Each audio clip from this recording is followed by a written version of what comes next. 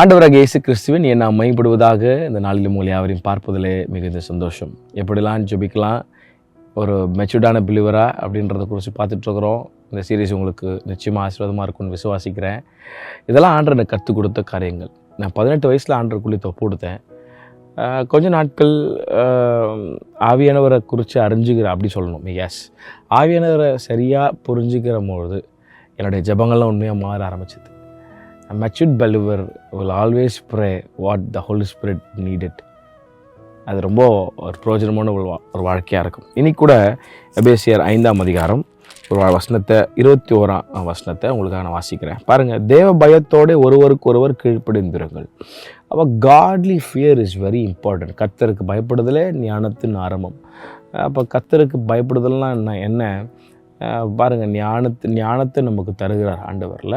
கர்த்தருக்கு பயப்படுதலாம் என்ன? தீமையை வெறுப்பதே கர்த்தருக்கு பயப்படும் பயம்.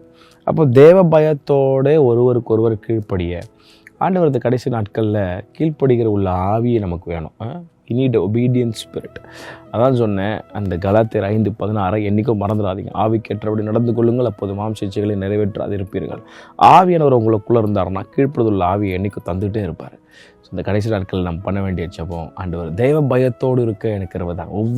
நான் சொன்ன எல்லா வசனமும் தினந்தோறும் நீங்கள் ஜெபம் பண்ண ஆவியானவருக்குள்ளே இறந்துச்சிட்டிங்கன்னா ஆவியானவர் என்னென்னலாம் ஜெபிக்கணும்னு கற்று தருவார். இதெல்லாம் ஃபார்மேட் கிடையாது.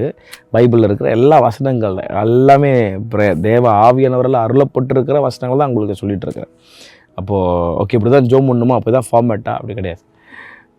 நம்ம ஜெபம் பண்ணலாம். அப்போது மெச்சூர்டாக ஜெபம் பண்ணுறதுக்கு ஆண்டவர் நம்ம கற்று தந்துட்டுருக்கார். தேவ பயத்தோடு வளர்க்குறது தாங்க. ஒருவருக்கு ஒருவர் கீழ்ப்படிய, அவங்களுக்குலாம் கீழ்ப்படியணுமா, அந்த சட்டத்துக்கு நான் கீழ்ப்படியணுமா அப்படின்னு இல்லாமல் தேவ பயத்தோடு நம்ம கீழ்ப்படியும் போது, கனம் பண்ணும்போது கர்த்தர் நம்முடைய வாழ்க்கை நிச்சயம் ஆசீர்வதிப்பார். அதற்கான பலனை வாழ்க்கை நிச்சயம் நீங்கள் பார்ப்பீங்க.